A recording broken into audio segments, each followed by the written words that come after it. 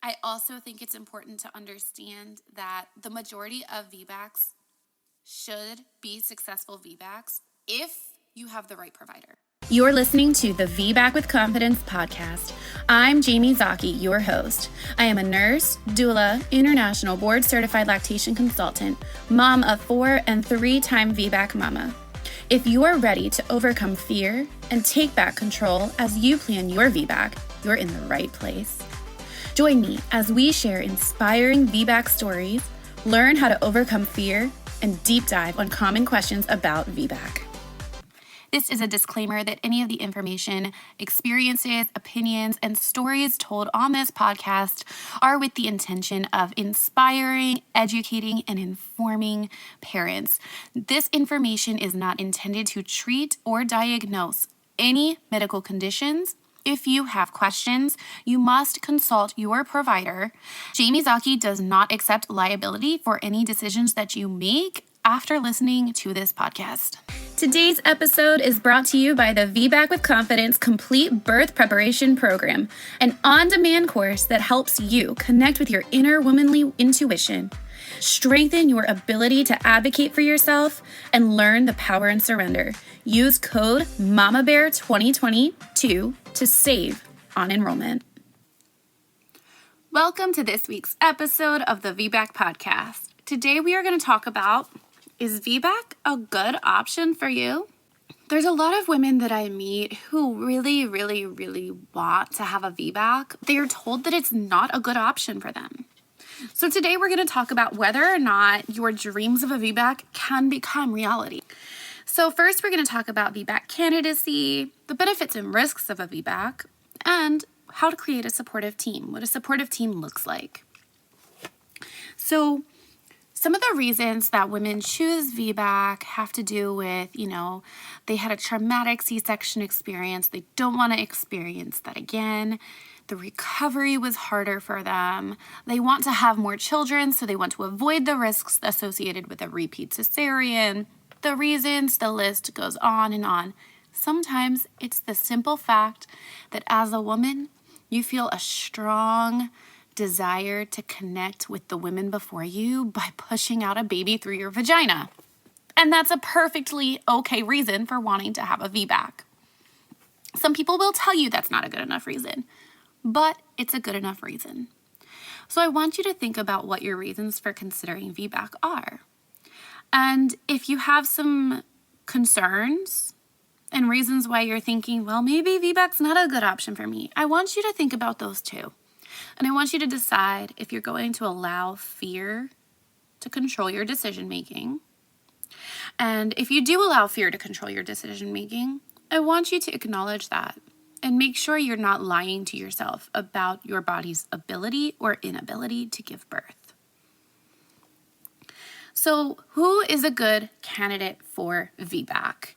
This is, one of those questions that I think there's a lot of science and data and there's protocols, but then there's women who break those rules every day and have a VBAC against the odds as the worst candidate ever. So I'm going to tell you the, quote, correct answer, and then I'm going to tell you my answer.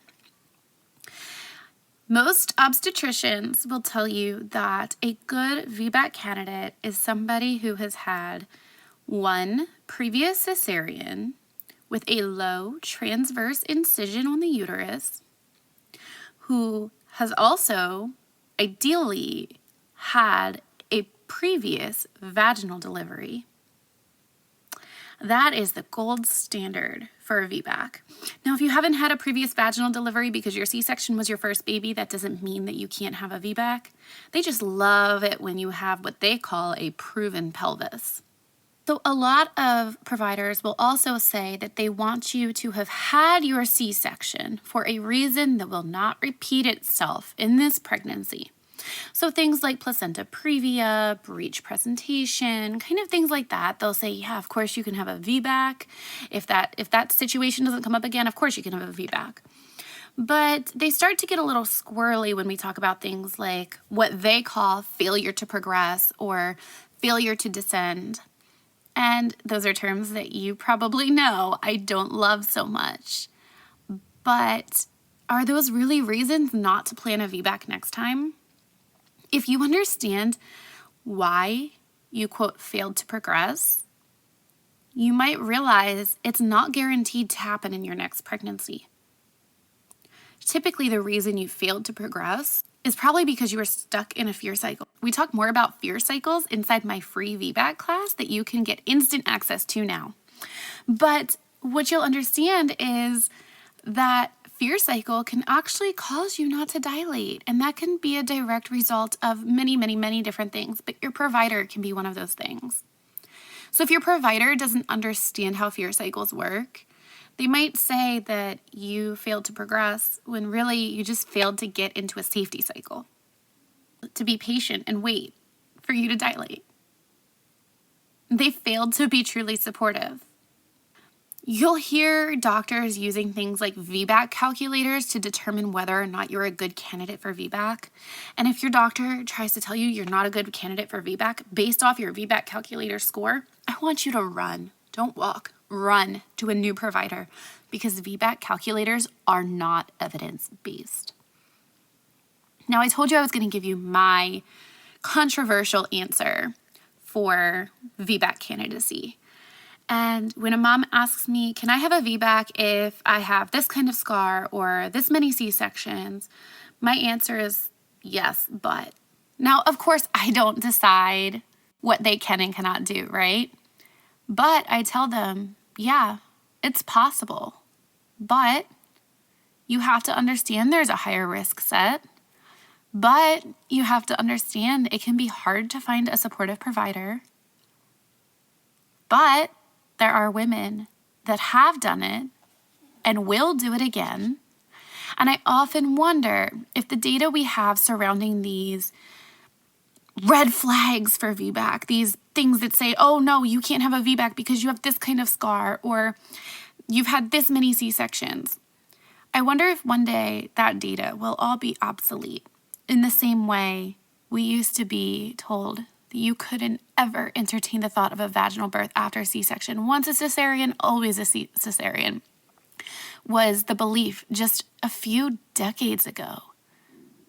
And now we're learning, thanks to some renegade mamas, renegade providers, we're learning that VBAC can be a safe option.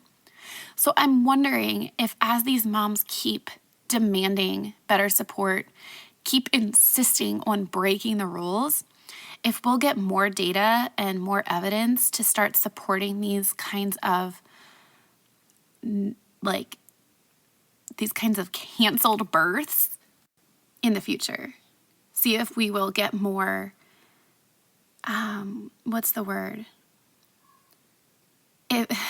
I really think the tides are going to change, and some of these special scars and multiple C-sections are going to become more supported the more we demand it. It'll be interesting to watch over the next few years. So let's talk about the benefits and risks of a VBAC. The benefits of a VBAC, obviously all the benefits that come with vaginal birth, usually an easier recovery. Your baby passes through the birth canal. They get that squeeze that results in less breathing complications postpartum, or I guess it's not postpartum for them, but in those first few minutes of life, they get exposed to your bacteria, which creates a stronger microbiome for them, which impacts their health long-term, lifelong. They can have that experience of the breast crawl. They get that immediate physiological postpartum experience with you that is so important for both of your hormones, both of your foundations, the rewiring of your brain and the wiring of their brain. And then, of course, compared to repeat C-section, a successful VBAC is associated with lower risks of hemorrhaging, lower risk of infection, lower risk of hysterectomy, lower risk of maternal death. There are so many benefits to VBAC. That being said, there are risks as well. There is a risk of uterine rupture, but we know that risk is relatively low. And uterine rupture is not unique to VBAC moms. It can be a risk if you plan a repeat C-section. It can still be a risk if you've never had a cesarean in your life. Another risk that we have to consider is that a VBAC, or shall I say a TOLAC, I don't like that term, but a trial of labor after cesarean that does not end in VBAC but ends in another repeat C-section, is considered more dangerous than a planned repeat C-section. These cesareans are associated with higher risks of hemorrhaging, higher risks of hysterectomy, higher risks of complications for both mom and baby. I think that is something that's important to realize, but I also think it's important to understand that the majority of VBACs should be successful VBACs if you have the right provider.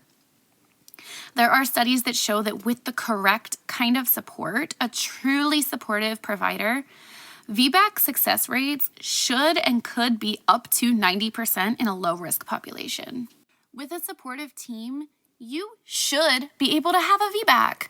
So I guess the question really just comes down to what risks are you comfortable accepting, and is your team supportive?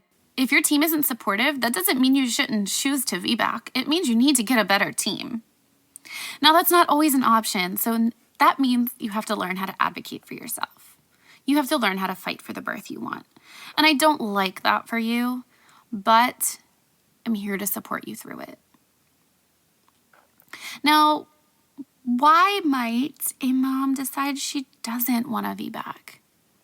Aside from all of the statistical reasons, the most common reason that I hear mothers sharing they chose a repeat C-section is not what you think.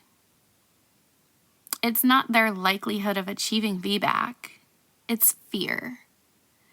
It's their fears of experiencing another repeat C-section, and it's their provider's fears. Their provider's inability to support VBAC. Now, that's okay. It's okay to choose a repeat C-section because you don't want to experience an emergency C-section ever again. That's okay. And if that's your choice, I support that.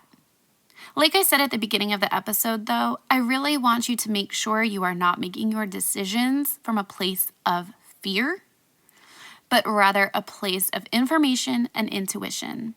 And if your intuition tells you that you will end up in another repeat C-section and that you will be traumatized from that, then it's okay to just plan a C-section you feel has more control.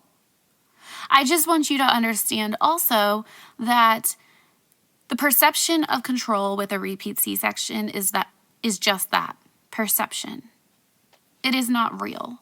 There is no such thing as having control over any birth experience. There are certain aspects of our birth that we can control, but at the end of the day, we can control nothing. So I urge you not to choose a repeat C-section because you'll have more control, because that just isn't necessarily true. However, if you feel that in order to have a healing birth, a repeat C-section with less stress and drama will be less trauma, I support that. I just urge you to make the best decision for you and your family, and to not let your provider's fears, your provider's inability to support VBAC, or your provider's biases of any kind to stop you from having the birth you really want. Don't choose a repeat C-section just because people are telling you that's the best thing to do. Thank you for joining me on this week's episode of the VBAC Podcast. If you liked what you heard, please remember to leave a review and let other mamas know it's worth the listen. If you have questions you'd like me to feature in my upcoming Q&A episode, click the show notes to submit your questions. And if you haven't checked it out yet, grab instant access to my free Combating Fear During VBAC class. I hope to see you next week when we will be talking about the 3 common lies about VBAC.